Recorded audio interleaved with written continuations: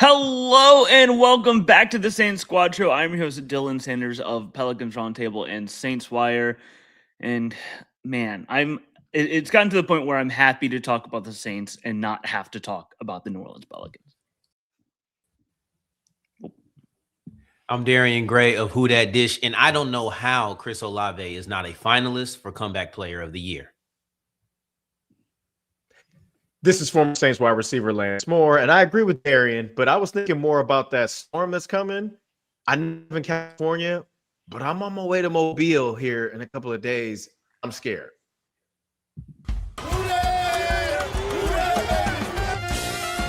It's the Saints Squad. Everything New Orleans Saints, every week. Covering all the big hits and game-changing plays from down in the Big Easy, the way only Locked On Podcast Network can. Get ready and squad up. It's the Saints Squad Show, starting now.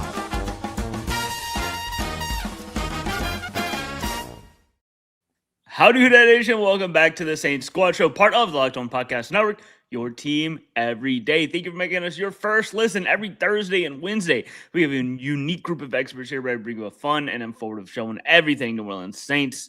John may be joining us in a little bit, but he was preoccupied. But he may pop in. That'd be fun. Today, we're going to be talking about a little playoff preview this weekend, talking about Sean Payton being handed a tough task with Jarrett Stidham, see if he can pull that off. We're going to be talking about Keon Coleman. Should the Saints take a shot at trying to revive the hometown boys' career? Some other cheap wide receivers that might be an option. We're going to talk about if there was like an all NBA, all rookie team like there is in the NBA, which Saints players would make it for the NFL. Then we're going to start off by continuing our stay or go game from last episode where we were talking about offensive players, offensive free agents. We're going to be talking about that on the defensive side of the ball today, starting us off.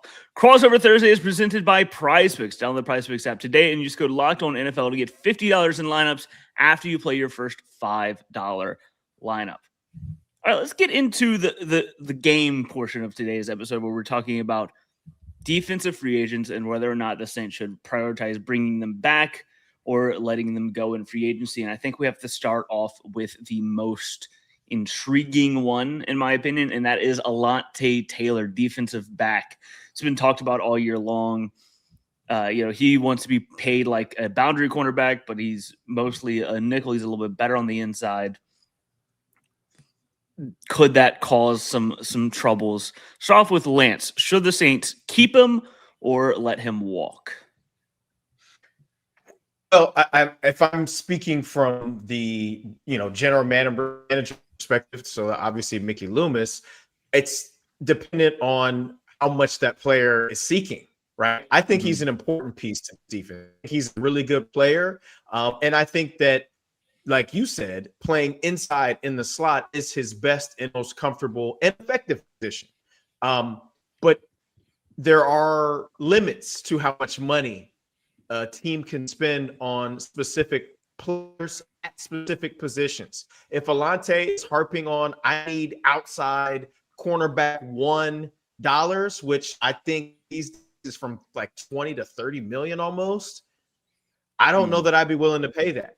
I think that I would say, I like you once you're at 12 to 15 million maybe. And I know that seems like a lot of money, but it's also a lot of money away from top tier cornerback $1 money. So I think that I would take the risk of allowing him to go out and see what's out there. It's not a set in stone thing if you don't give him an offer right away that he likes, right? Like he can go out and shop and see what kind of deals or offers that he could get from other teams. I know in my free agency, like the one time I was an actual unrestricted free agent, we went out and shopped offers and ended up getting more money offers, a couple different places. And my agent told the Saints, hey, if you guys can come close to that dollar amount, he'll come back. So situations do arise where a player may have a certain number in mind, and then may not, player may not get that, but they could be okay at a number that's close to what they're thinking. I do think it's going to be an issue that he's trying to get legit number one corner money when his role on this defense is not that. So if I'm saying stay or go, I guess I'm going to say go, because I want to see what he can get out there on the open market. And if I feel like he's important enough, then maybe I raise my offer, but I don't know that I would, if I'm Mickey Loomis, I don't know that I'm ever going to get to that, $25 to $30 million number with Alante. I do feel like he's a really good player. He's been successful for this team, been one of the better players on this defense for a number of years. The value, especially when there's going to be other guys that need to get paid, and we're still in a situation where we're not a team that has the most money in free agency. So like there's a lot of varying factors that are associated. So I would say go. Yeah, I definitely agree. If you get to that, I think you let him get to the agency and test the market. And if the team gives him $25 million a year, I think you're fine. You're like, okay, yep. let him go. I think it starts to hurt this defense if you see him sign for like that $15 million range elsewhere. Then you feel like you lost. But if a team wants to give him that money, I think you let them. But you try and stay competitive within the offers, because he is an important piece. He knows the defense, does well. Sure. It's an important role. I think I would let him go. And I think where you guys are headed is a real interesting conversation. So I want to lean back into the finances. So short answer is yes, I let Alante Taylor walk. But to the finance aspect of it, Kyler Gordon is the highest paid slot corner, and he's not making 14. So I think when you look at what Alante does as inside-out versatility, that makes it really interesting on how do you pay him? Because I think the idea of giving him $20 million is ridiculous. I just genuinely do, especially when he is primarily a slot for you. So I'm just not comfortable with going that high, let alone to 25, 30, right? But what do you do with a player who does play outside and inside? Do you pay him as if he's solely a slot corner? Because if that's the case, I don't think that I'm making him the highest paid slot corner. But if we're going to say he's a hybrid, I'm willing to approach and surpass that highest paid slot because he plays more than just on the inside. And I think that's an interesting part about the negotiation of, I think it was Jalen Petrie who they were talking about him as all pro. Where's the positional designation for him? It's not an all-pro conversation. It's a contract conversation. But I think that same thing could come into play for Alante. And that's going to drastically affect the way that I approach the negotiations. Yeah, I think it's a really interesting dynamic, right? Because we could be in a territory where Alante's wanting to get paid. Okay, Alante gets paid. But at some point, Quincy Riley and Kool-Aid McKinstry are going to be the starting corners on the outside. I don't know if they day one of next season, if they're going to be ready to do that, but I think those two are better outside corners than Alante.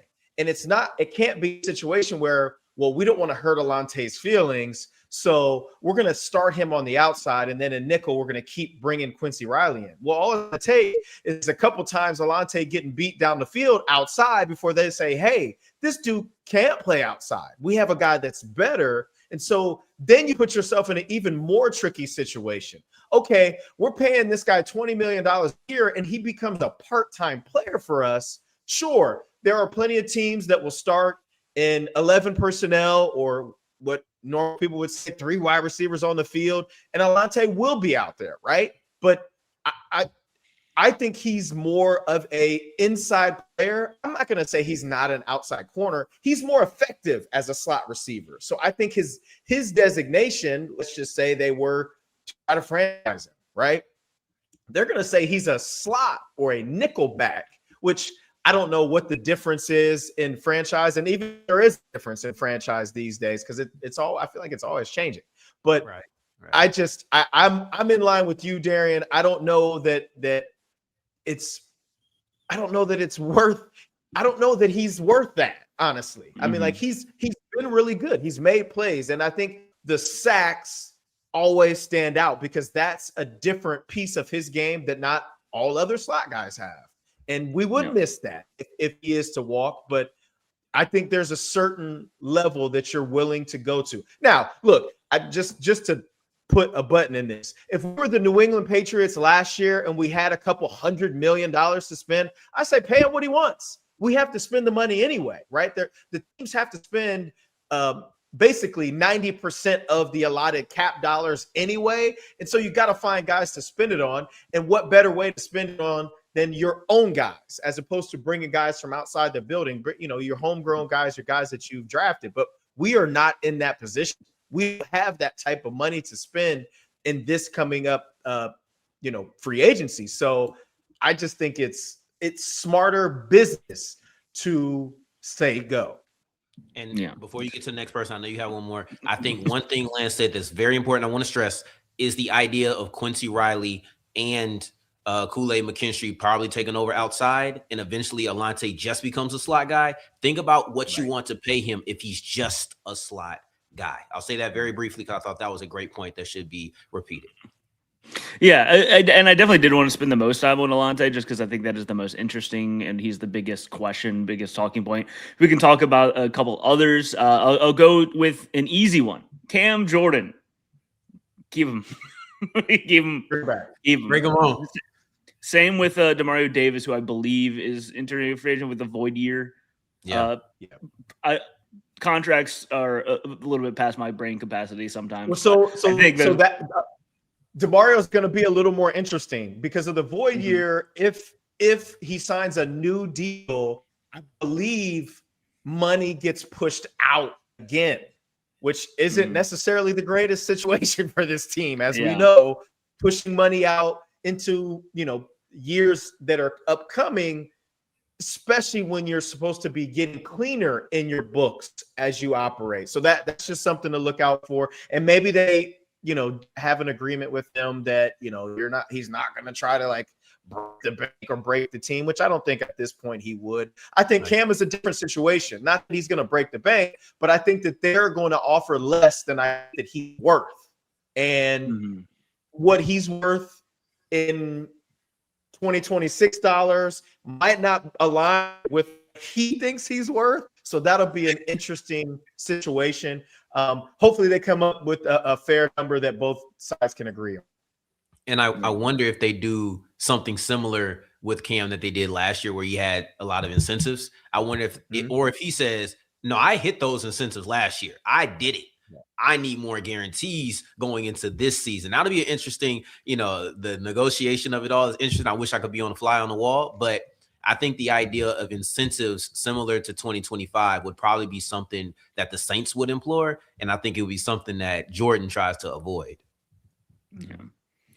Moving to some more rotational players. We have Jonathan Bullard, who I have as a go. I don't think he was terrible. I just think that the impact off the bench was not to a point where you're like, okay, this guy's going to be, I think, 34 or 33. I think we can go around and find maybe a younger option, UDFA, to fill that role and maybe get a little bit more production or at least the same production. And that he had 26 tackles and played about 30% of the snaps on defense. Yeah, I agree. You can't keep everybody. So I can see that. That's just another option. Chris Rumpf, I say keep. Seems like a good locker room guy. I wonder why, Dylan. I say keep. I don't know. He seems like a solid guy that Brandon Staley trusts. I think those guys are important. Locker room, knows the defense, does well. And he would probably be relatively cheap. Yeah, I think you can probably still keep him around. He made $1 million last year. I think you can probably, it won't be much more expensive. There's no one else that is like a huge free agent that is going to be breaking the bank because like they already brought back Julian Blackmon. Lance, we didn't talk to you about that. I think that was a great move. Great move.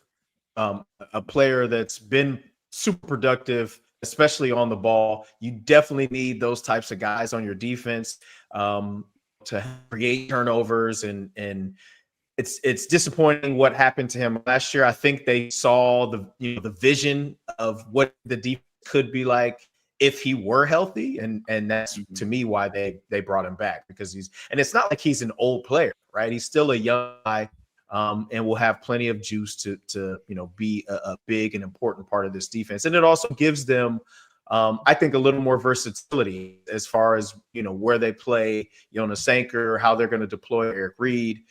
It's going to be interesting to see if Alante leaves. One of those three guys ends up playing in the slot, or if we're looking, Caleb Downs or somebody like that in the draft. It'd be definitely, interesting to see. But I love the fact that they re-signed him. Too good of a player to not get a full look at what he could be in this defense. Yeah. Maybe another reason to let Alante walk. We just talked about maybe Sanker dropping Blackman. It's easier to let people walk when you have someone there to walk into their place. I'm just saying. It's certainly a lot easier. All right. Well, we're going to get into some more rookie conversations coming up next when we return. What if sports were traded like markets? Now you can put your sports IQ to work in real time with Robinhood prediction markets. It's not you against the house. It's you participating in a live market. You can buy or sell your positions live all game long. Use your sports knowledge in the moments that matter. Robinhood prediction markets changes the game. It's people moving the action. So when the momentum shifts, you can move with it. I always knew the game, but never had a dynamic way to apply that knowledge. Now I can actually take part live in a market powered by people. You're no longer just a spectator. Play by play, you decide. Trade every play with Robinhood. Now available across the US. Download the Robinhood app now to begin. Futures and cleared swaps trading involves significant risk and is not appropriate for everyone. Events contracts are offered by Robinhood Derivatives LLC, a registered futures commission merchant and swap firm. And the sports season is in a full swing. The NFL's wrapping up, but baseball is going to be coming back soon. NBA's, brocking, New Orleans. There's a lot of seats. Y'all can find them for cheap over with Gametime. There's no better place to be in a sporting event than in it. The crowd noise, the energy, cheering along with other fans. Watching at home is great, but being inside the stadium or arena just hits different. The frustrating part has always been getting tickets, waiting in queues, dealing with logins, and watching prices change right at the checkout. That's why Gametime app gives the advantage back to the fans. It's a hack for unlocking amazing NFL tickets and experiences in just a few taps. I pulled up the Gametime app to check out the latest Pelicans game. You can get tickets for like $10. It's awesome. One of my other favorite features is being able to see the view from my seat before buying, so that there's no surprises. You're not blocked by anything. You get to know what seat you're picking. So take the guesswork out of buying tickets with Gametime. Download the Gametime app, create an account, and use code LOCKEDONNFL. That's LOCKEDON NFL for $20 off your first purchase. Terms apply. Again, create an account and redeem code LOCKEDONNFL for $20 off. Download the Gametime app today and get back to being there live. All right, so the NBA does their all rookie teams at the end of the year. It's a bit easier because I guess there's like 10 players that end up getting between the first and second team. So let's imagine that there is a all NFL rookie first team. Which Saints players do you think would make the cut? And let's go with Darian. And we're saying just first team, so no first and second? We'll just do first team and make it easy. I think that Shuck and Banks are the slam dunks. I think that they make first team. I think what Shuck was able to do, the only reason you wouldn't put him first team is the fact that he didn't play all year. But I thought that he came in and was extremely impressive. I thought that he came in, and if you want to talk about storylines, which often play a part in how these things are decided, he had the idea of bringing a team, bringing a team that had very low expectations, that were already on pace to reach those low expectations, and then exceeded them. So I think that watching what he had to work with, watching how he performed with the limited weapons around him, pretty easy slam dunk for me, if you can get past the fact that he only played half a year. And then you get Kelvin Banks Jr., who was an absolute stud. He did have no help. He rarely had any help, right? And that's difficult for any player, extremely difficult for a rookie. So to have Shuck and to have Banks, I think they would be slam dunks. Where it gets tricky is what happens with a guy like Jonas Sanker. And that's the conversation, which is why I asked if it's first or second. I think that's the one where it gets difficult. Him and Riley probably. Yeah, I think I landed with the same two as you. I ended up with having it be just Shuck and Kelvin Banks on the first team, because Jonas Sanker like right there, like I would put him on the second team if we did that. But I have Nick Amanwari from the Seahawks, and then sorry guys, Xavier Watts from the Falcons as the all rookie first teamers at safety. Jonas Sanker wasn't bad at all, but I think those two guys were a little bit more proactive in making more game changing plays throughout the season. I think all three are good, but that's where I stand. I definitely agree with that. Kelvin Banks is a lock. I think he's the only absolute lock at left tackle. I think he played solid minutes at the second most important position on the defense for a lot of teams, on the offense for a lot of teams, without much help, both being put on an island, and whenever he did have help, that help wasn't great. So really like what you saw from him. And then the quarterback conversation is really kind of boils down to who you think should win Offensive Rookie of the Year between Tyler Shuck and Jackson Dart. And I have Shuck. Lance, how do you feel? Yeah, I mean, I agree with everything that you guys have said. I think Jonas Sanker is the guy that if there is not a rookie nickel that they think was better than him, then potentially he slides into that nickel spot, which basically, doesn't matter. It's an all rookie team, so they could have three safeties. So I think that's a possibility. I think Quincy Riley is a legit, second team. We're not doing second team, so he would not make the list. Kelvin Banks for sure, first team. I just think Jackson Dart might have played more. Ward might have played more. But who had the biggest impact? Like, I just think that, sure, Russell Wilson wasn't doing great for the Giants, and then Jackson Dart came in and kind of gave that offense a little bit of life, and bought Coach Dable a couple extra weeks at being a head coach for the New York Giants. But I just think, and we beat the Giants, right, without Tyler Shuck. But I just think for the direction that this team was going in before he was inserted into the starting lineup, and how it flipped. Like, it took about a week and a half, right, for us to realize, like, oh, shoot, this dude is, like, legit. And now the feeling, the direction moving forward of the organization, it just feels different. Sure, the Giants feel great about drafting a quarterback that can be their starter of the future, but he was also a first-round pick, and they also signed two aging veteran quarterbacks to kind of set the stage for him. That's not what happened in New Orleans, right? We had a second-year quarterback and a rookie quarterback that was drafted in the second round that everybody called a reach. Everybody. And a rookie head coach. And a rookie head coach, except Louis Riddick. Yes, so, I just think that for those reasons, I think that Shuck has to be on the all-rookie team, first team quarterback, just because of the feeling. Now, and I can't speak to the feeling in your Giants world or whatever, but I just feel like this feels different. And imagine what could have been had he been the starter the entire year. That's how I feel about it. Well, New York is in their New York psychosis moment where they think that Jackson Dart is the best quarterback in the league, and any slight on him is tenfold what it actually is.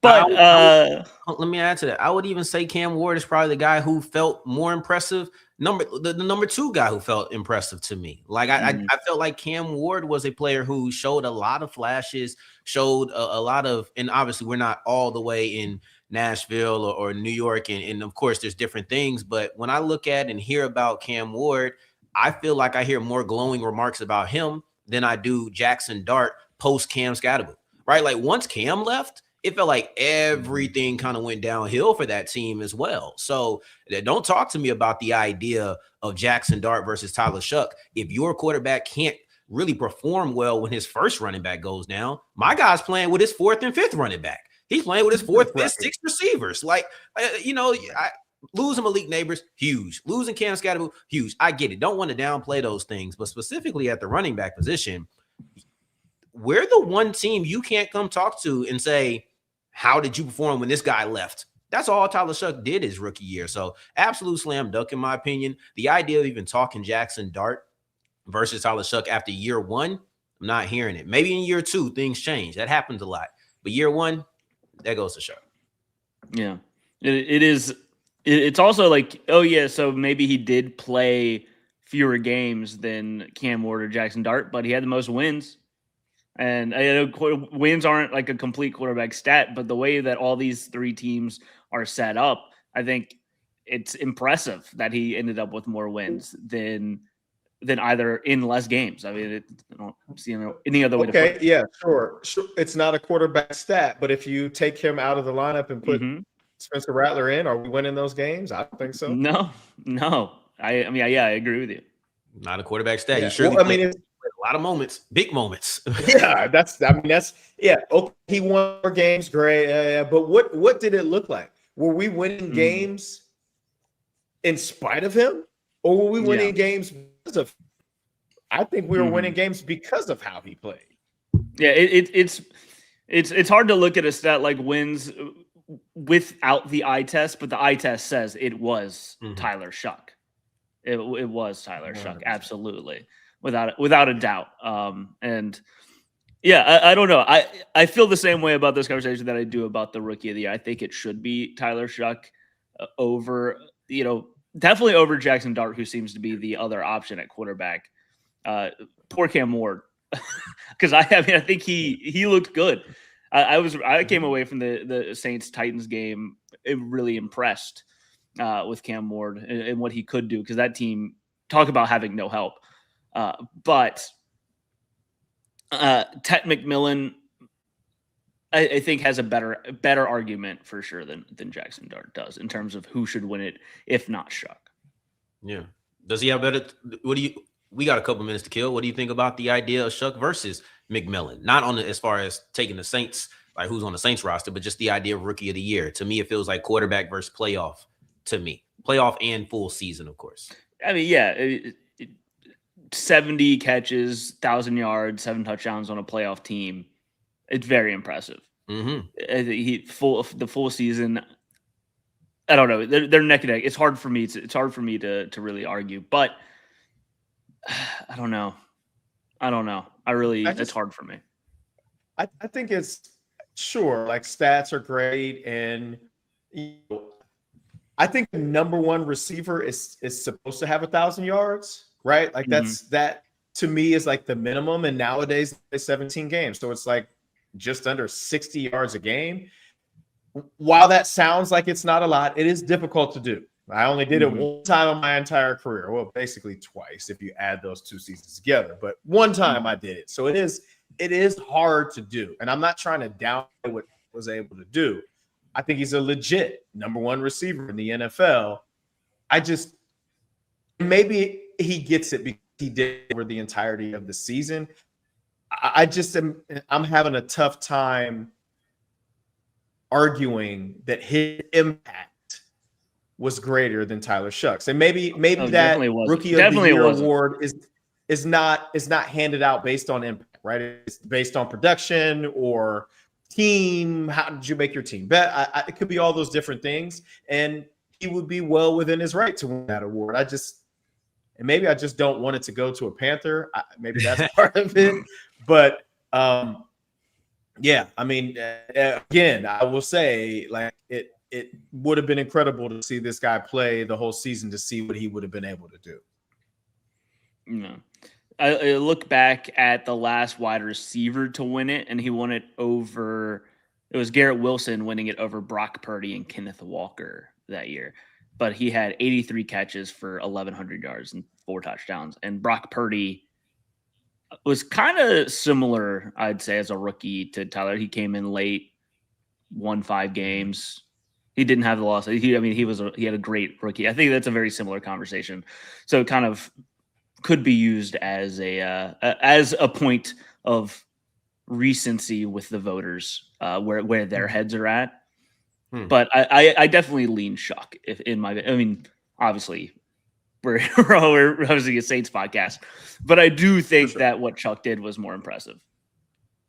That's interesting. That's I'm assuming that was the big year for the 49ers, right? They went to the Super Bowl, didn't they? Yeah, and I'm sure. So Yeah. that means they threw the playoff thing out the window. So they threw the playoff thing out the window, and they threw the position out the window. So it'll be interesting what happens. I like that. Okay, Garrett Wilson versus Brock Purdy. Yeah. Okay. Interesting.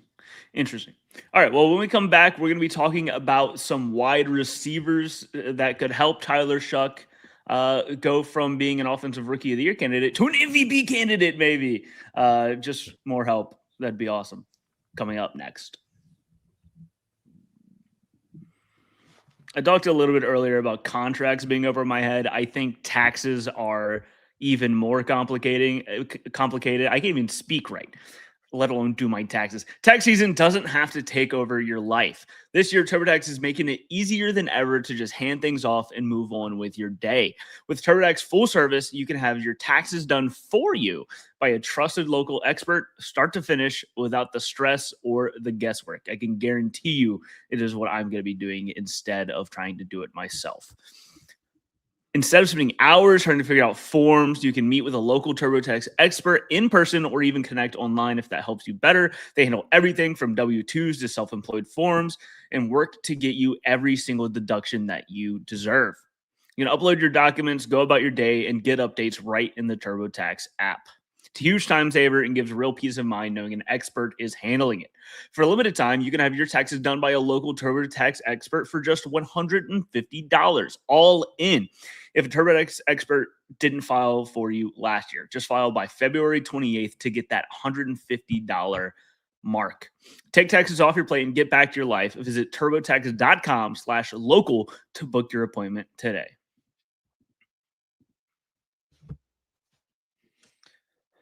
All right, let's get into some others. I wanted to start this conversation behind the most obvious one, the most interesting one, in my opinion, and that is Keon Coleman.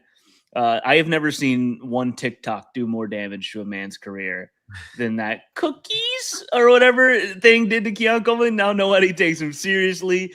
Nobody in Buffalo is taking him seriously already because he just hasn't performed. It was year 2 for the former what pick was he was the second round pick, 33rd overall. Second round, 38 catches, 404 yards, 4 touchdowns. Not the production in year 2 that people wanted to see. Buffalo's clearly frustrated with him, and I think would be more than open to moving on with him for a pretty cheap price. Is Keon Coleman somebody that you think the Saints who's from Opelousas, I believe? Is he someone that you think the Saints should take a chance on? Start with Darian. Well, they're going to have to sell cheap, right? Because that was absolutely disrespectful what the owner did. I thought that was foul. So let's start off there. The idea of, this GM didn't want this guy. He got forced to do it, and he's still on your roster. I think that not only was that disrespectful to the player, I think it was also damaging to the trade stock because it sounds like you clearly don't want this player here. And we also found footage that said Bean was not this hostage that was forced to pick Keon Coleman. So everything around that, to me, extremely distasteful. Now moving to the Saints aspect of it, I would do it for a low price. I think if you're going to compile this wide receiver room where the depth in the room, specifically the depth in the room, is a lot of high upside, we don't know type players, I think Coleman would fit in.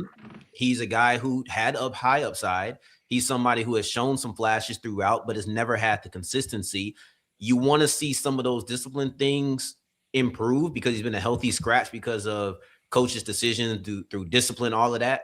Those are things that I feel like can change when you get to a new environment. Hopefully that changes in New Orleans if that happens. But I think he would fit in as a guy who can be depth and has high upside. But I would not get him and say, oh man, we stole our wide receiver 3 for sure for a 6th round pick. I wouldn't be banking on him in that way. But if you just want to say, well, add him to the mix and still not be afraid to get another wide receiver early in the draft or something like that, I'd be cool with it. We just have to make sure that we're measuring our expectations. Mm-hmm. Yeah. Lance, how do you feel about the Keon Coleman experiment? Well, I look, I don't think it's happening. The Bills are going to have a head coach, which usually means a new offensive coordinator, unless their old offensive coordinator becomes their head coach. And we don't know exactly what he was allowed to do as far as being able to use Keon Coleman the way that he wants to, right? It usually comes from the top down. If the head coach says, throw the ball to this guy, then the coordinator's got to throw the ball to that guy, right? And for me, I watch these games, right? And last week in particular, not necessarily on the Buffalo side, but on the Denver side. And it was well into the fourth quarter, and Cortland Sutton didn't have any catches. And the broadcasters kept talking about, man, they got to get this guy the ball. They end up getting him the ball halfway through the fourth quarter, and I think the rest is history, right? He made some big plays. Probably the biggest play in the game wasn't even a catch, was the pass interference that he had that helped advance the ball the first time before they kicked the game-winning field goal. But I say that all to say, it's really not that hard to scheme some stuff up to get the ball in the hands of guys that you really want to get the ball into their hands. I think Keon Coleman has shown flashes of his ability. He's an athletic freak. He can run, he can jump, and usually has really strong hands. He's had drops. To me, that's a lack of concentration and or a lack of work and practice. Your hands are a skill. You can work that skill every single day to improve it. I saw it from another wide receiver from Opelousas. Shout out my boy Devery Henderson. Everybody knows back in the day had a little issue with the drops, but he worked his butt off every single day. And toward the last part of his career in New Orleans, dude caught everything because he worked on it, right? So I don't think a team is going to be willing to part ways with not just a second round pick, but the first pick in the second round after two kind of disappointing seasons, right? He's had some production, not necessarily to the level that they thought that he should, but if I'm them, I'm not parting ways. And if I'm the Saints, I'm looking at this like, man, we got a chance to get a potential first round talent on the cheap. You got to explore it. But then what is that compensation going to be? Are they going to sell low and say, hey, we're just trying to get this guy out the building, give us something? Or is it, hey, this guy was a top second round pick. You need to give us back something that's worth it for us. I think that becomes the conversation because the dude is talented and maybe a fresh start would be great for him to be able to take a deep breath and start over and then not have his old fan base on his head every single day, like I'm sure it is now, because the expectations were so high for him coming in. And look, it could be a situation where it could take an off season. Him and Josh Allen working together, they could be best of buddies, get on the same page and put that work in so that come 2026, he becomes a dog out there. I think part of the issue is that Josh doesn't seem to trust him as much as maybe he should. And that's problematic. But again, something that can be worked on and improved so that when they get back on the field next season, they look like they're supposed to look when they're, trying to connect out there. Well, Lance brought up the idea of skepticism that the Bills will move on. I want to, from a player perspective, right? When the owner comes out and he says that, from me, from a fan, from an analyst perspective, it feels like the nail in the coffin where the owner says the only reason this guy is even on the team is because the coach that we just fired wanted him here. If it was up to the GM who is still here, he wouldn't be here. It sounds like he's not going to be here. What goes to your head as a player when you hear that from an owner? The owner ain't going nowhere. So, like, what's the mindset? Well, I think the first thing that I think of or thought of in that scenario was like, oh, I wish this was the NBA where he can force his way out. This is the NFL. The owner can say whatever he wants to say. As long as he's employed by the Buffalo Bills, he's got to go and play. And the last thing he should want to do is to go in the tank even more. Because then who would want him at that point? You know what I'm saying? So it's like, sure, the owner can talk as crazy as he wants.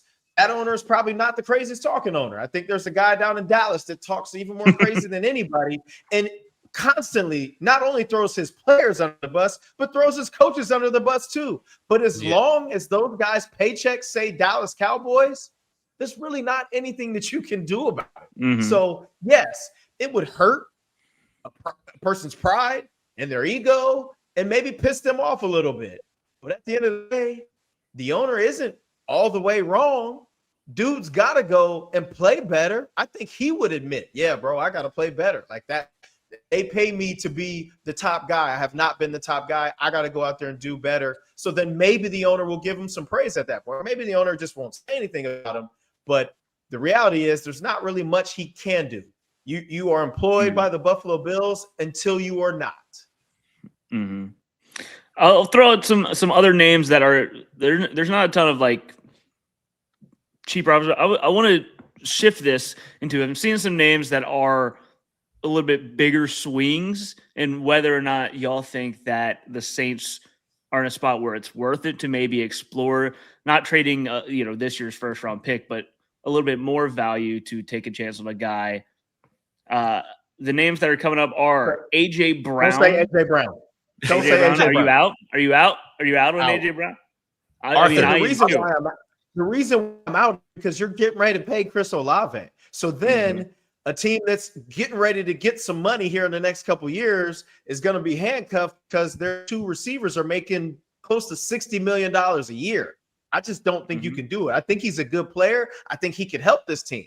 But I based on contracts alone, I'm all the way out. And then you still have to trade something for him. It's not just the contract that you're going to be paying him, taking on to pay him. You've got to give the Philadelphia Eagles something that's worth them trading away their number one receiver. No, thank you. I think he said it. Nah, I'm good. I'm gonna. There's a lot there. You could talk a lot about AJ Brown. We could do a whole nother segment on that. So I'll just keep it brief. No, thank you. Not right now. Yeah. Okay.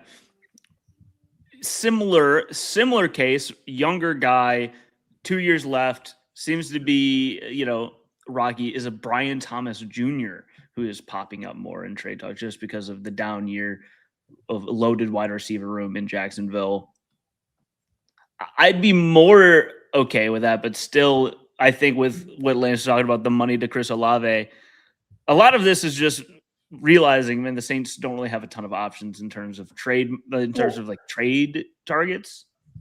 Yes. Well, I'm sorry to cut you off, but I just feel like this is a totally apples to oranges scenario, right? You're talking about a receiver now that just completed his second season, right? So, and he's a first round pick. So in essence, you've got Brian Thomas Jr. for 3 more years in New Orleans before you have to pay him. So that is the opposite scenario. Okay. But he was a top 10 pick. So what are they going to be asking for to get a player that was, as great as he was as a rookie? I mean, I'm not getting rid of a second round pick. I'm definitely not getting rid of a first round pick for him. Can't do it. To speak up for him, outside of compensation, which is a great point, I'd bring him on. Like, I think AJ Brown is, for me, less of a draft capital conversation. Brian Thomas Jr. probably is, but if we're just going player for player and the things that come with that player outside of payment, I think Brian Thomas, I would bring him on. I think he's a high ceiling player. I think he's a guy, like Lance said, you still have for 3 more years before you have to pay. Who knows what the contracts are looking like at that point? I'd bring Brian Thomas Jr. on if the price was right, and Lance brings up a great point that the price may not be right. Yeah. I think that this is I think what we're really realizing is that the Saints' best options for finding another wide receiver is through the draft or maybe taking a chance in free agency with somebody if they can get a good deal. But the draft is where they should focus. Absolutely. In terms of money and value and production, I think that's their best option. Is there anybody else that comes to mind for either of y'all that you would like to see them take a chance on, a trade, free agent, anybody that you know of? No, 9 to 9. Great. Oh man, Mike Evans is a free agent. Can we find a way to get Stephon Diggs on the team? He seems to be the magic man when it comes to unlocking quarterbacks. If you can get Stephon Diggs on this team, then what he could do for Tyler Shough could be absolutely amazing. But I don't think New England's going to let him walk anytime soon. But that certainly seems to be the switch flipper when it comes to going from good to really good, great quarterback play. I'll throw this last one out there in terms of a free agent. Would you be interested in bringing back Rashid Shaheed? Yeah. I'd do it. Yeah, why not? Why not? At the right probably below market price. Because he's too good of a player, and he's not going to get paid wide receiver one. I think everybody would agree to that. But the way that he's able to change a game, is like, I don't know how you quantify that. His agent is going to have a tough. I don't know who his agent is. His agent Rosenhaus? I think it might be. They're going to have a tough deal as far as figuring out what's fair compensation for him. But that dude should be paid like a lot more than what he's getting paid now. Yeah. I think he might actually have a year left though on a deal that I think is below way below. He's unrestricted after this year. Oh, he is unrestricted. Okay, he's unrestricted after this year. Gotcha. But I mean, I would welcome him back with open arms. But it depends again, probably on the money most of all. Mm-hmm. So saying Mickey Loomis on here listening, just focus on the draft. I think with wide receivers is the conclusion here. All right, when we come back, we're going to talk a little bit of NFL playoffs action. And have a little bit of fun with that because there are more games this weekend.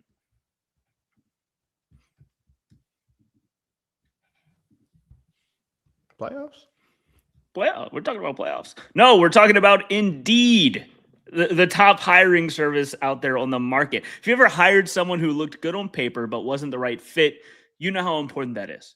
When you want candidates who truly match what you're looking for, trust Indeed sponsored jobs. Hiring Indeed is all you need. Stop struggling to get your job post seen on other sites. Indeed sponsored jobs put your post at the top of the page and help you reach the right candidates faster. If I needed to hire someone for this show, replace Darian because he has bad king cake tastes, I'd go straight to Indeed and be very specific about what I need, real experience, not just a resume buzzword. Sorry, Darian, that was actually in the copy. It said that. All right, I got access to it. Sponsored job posts boost your posts to people who are the best match for your role, and that makes a real difference. Spend more time interviewing candidates who check all your boxes with less stress, less time, and more results using Indeed sponsored jobs. Listeners of this show get a $75 sponsored job credit to help give your job the premium placement it deserves at Indeed.com/LockedOnNFL. Just go to Indeed.com/LockedOnNFL right now and show the support by saying you heard about Indeed on this podcast.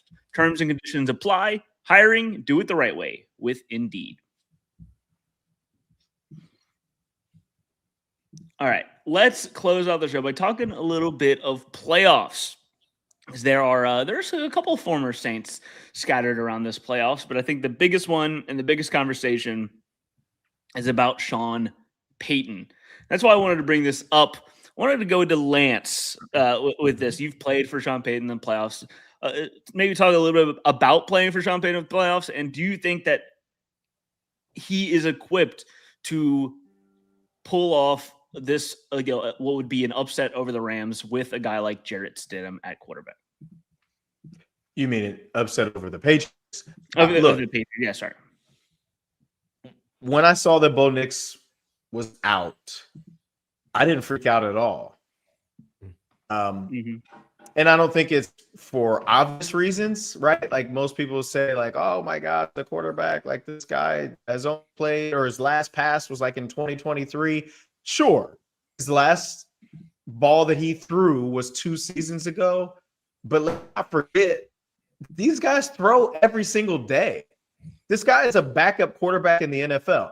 I'm not saying that he's going to come out and throw for 350 yards and 5 touchdowns, but if anybody has the capability of getting a quarterback right play in a game like this in 1 week, it's Sean Payton.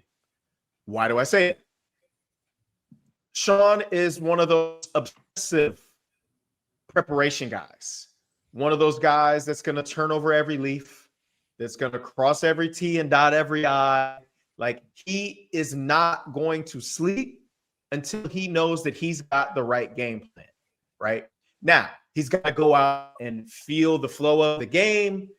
I would imagine they're going to have a bigger emphasis on running football in this game than they have in the last couple. Try not to put too much on Jarrett Stidham's plate, but this dude can sling it now. Like, he's not some rookie or second year guy. I think this is year 7 for him. So he's been around for a minute. And there's a reason, a big reason, why Sean wanted to re-sign him shortly after he got to Denver, because this dude can play. And I've heard it from Sean himself. Like, yeah, we got one of the best backup quarterbacks in the league. He said he thinks that Jarrett Stidham could start for about half of the teams in the NFL. And if he says it, he's not just saying it to blow smoke up his, backup quarterback's tail, right? He's saying it because he truly believes in. Sean's not in the business of BSing people. Like, I don't know if people know that about him, but he kind of says what he feels, and he stands on it. And I mean, that's one of the things that I love about him. It might rub some people the wrong way, but obviously Sean's got a big job to do this week. Joe Lombardi, Pete Carmichael, I mean, all these former Saints coaches, but they've kind of been there before in situations with Teddy Bridgewater back in the day. We can name a bunch of quarterbacks when Drew got hurt in his last couple of years here in New Orleans. But like, I'm confident in the defense. The pass rushers that they have are elite, similar to Houston's. And as long as Jarrett Stidham doesn't turn the ball over 5 times like CJ Stroud, not only do I think that this team is going to be in the game, but I think this team has a legit shot at winning this game. He's going to be able to execute the game plan. The game plan might look a little bit different. There might not be quarterback sweeps, but this guy's smart. He's been able to use his legs and his rear son. He's not going to go out there and try to play like Bo Nix. He's going to go out there and be the best version of Jarrett Stidham. And I think that version is one that can be effective against this Patriots defense. I'm sure they're going to have a bunch of things in their game plan to try to confuse him. I'm sure they're going to try to create pressure and hurry up his clock in his head so that he can't, compete comfortably back there in the pocket. But I'm confident in the fact that they'll have him ready, and I think he'll play well. I don't think he'll play perfect, right? It's hard to not play for a long time and then out there in such a big game. But the reality is, as big as this game is to them and for everybody on the outside, once that ball is kicked, it's still football, right? It has a little bit more meaning to it, but the game is played the exact same. The game doesn't change in the playoffs. Sure, there's more meaning. Sure, the intensity could be kicked up a notch. But the reality is they got to go out and execute in this game the same way they do week 1. So I think that they have a chance in this game. If I had to put a lot of money on it, would I put a lot of money on them winning? I'm not really quite sure if I'm ready to say that, but I do think it's not as quick of they win with him. I don't feel that way at all. Yeah, I think back to that Halloween game against the Tampa Bay Buccaneers with Trevor Siemian on the fly coming in and winning that game. And then, they didn't win after that, but Trevor Siemian played solid for a couple of weeks over there. And I think with Sean Payton being as experienced as he is, with the defense as good as it is, I agree with that. I don't think it ruins their chances at winning this game for sure. Mm-hmm. Darren, how you feel? I think that Patriots defense is a little too good for it. I do. I think if they're going against a weaker defense, or if they when I think about Teddy and I think about how proficient he was, but I also think about who he had with him. And while I think that the Broncos do have some solid weapons, they don't have those weapons. They don't have Prime AK. They don't have Offensive Player of the Year Mike T. They don't have that. So the idea, or the combination, of not having those type of weapons mixed with the fact that you're going to be playing against what I think is a really good defense. It's crazy because CJ Stroud did this 2 weeks in a row. So, of course, Stroud's going to get a lot of the attention. But the Patriots defense was also getting after him as well. I feel like he panicked a lot, and he probably could have ate some sacks, but they would have been negative plays as opposed to turnovers. We know which one we would prefer. But the Patriots were forcing a lot of panicked moments. It wasn't just Stroud panicking just because. So this is a really good defense for New England. I think the mixture of that plus the lack of reps and I think it's going to be difficult. Yes, it's Sean. If anyone could do it, it'd probably be Sean. I do have that level of belief in him as well. But I don't know. I think that defense that they're going against is going to make this. I don't feel confident. I'd put some money on the Patriots, and I'm not a betting man. Just because I'm looking at it, and you mentioned the weapons thing, I'm looking back at that Trevor Siemian win over the Buccaneers, and I'm going to read off the names that had a catch in that game. Because you talked about AK. AK had 19 carries for 61 yards and a touchdown. Solid, but not otherworldly. These are the players that Trevor Siemian was working with: Deontay Hardy, Kevin White, Traquan Smith, Garrett Griffin, Marquez Callaway, Ty Montgomery, Adam Troutman, and Alex Arma, all called a pass in that game.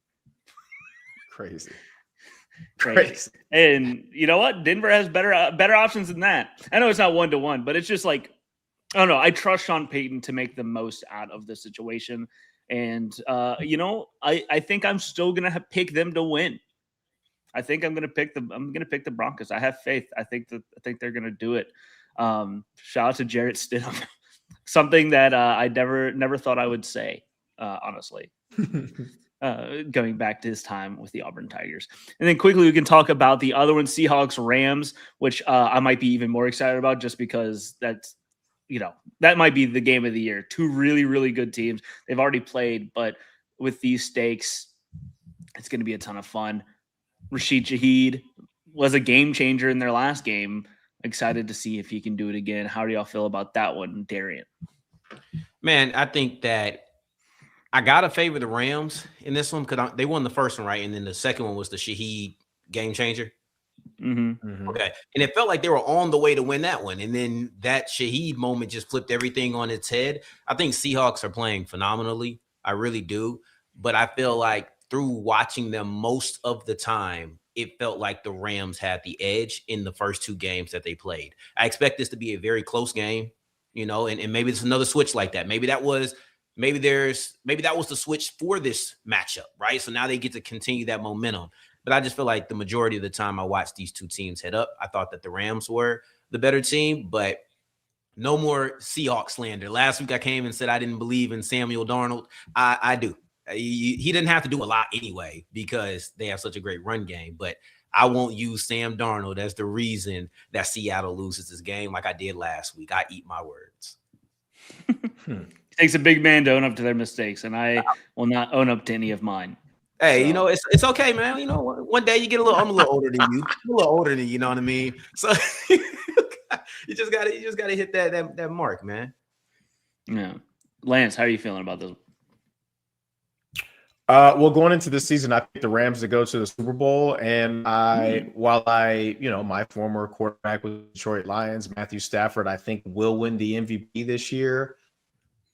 I don't think anybody in the playoffs is playing better than the Rams. Than the Seahawks. And playing at home. I trust Stafford more than I trust Darnold, but the way that Seattle defense is playing, and I know the Rams have plenty of weapons and they can run it, they can throw it, but I think I'm switching. I think I'm going to pick Denver in that game, and I think I'm going to pick Seattle just because of what I saw last week and really what I saw from them, down the stretch of the end of the season. And don't think for a second that them figuring out a way to beat the Rams the last time out is not going to have any impact on this game. While they can't make any plays for them, the confidence that this team has now that they can beat the Rams is probably otherworldly, knowing that they're playing at home and they're hot right now. Hard for me to go against them. I would love for Devontae Adams to finally make it to a Super Bowl because he just hasn't been able to do it. But I know Rashid Shaheed personally, so I'm a rock with the Seahawks. Yeah, I was thinking, is there someone in the late 2000s, early 2010s that played with a better three quarterbacks than Drew Brees, Ben Roethlisberger, and Matt Stafford?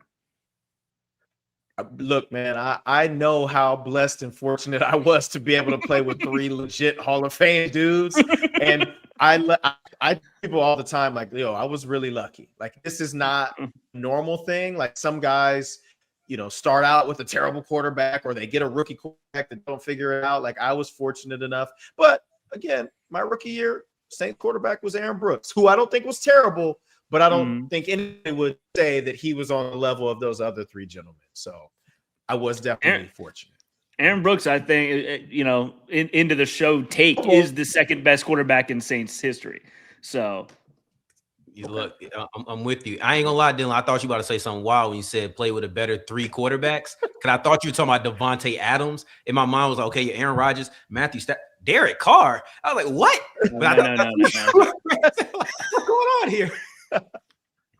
Oh man, no. But no, accurate take. Salute to you. Yeah, great take. All right. Thank you for listening to the Saints Squad Show. Check out me, Lance, and Darian on our socials for the latest. We'll be right back here on Monday to talk more Saints offseason.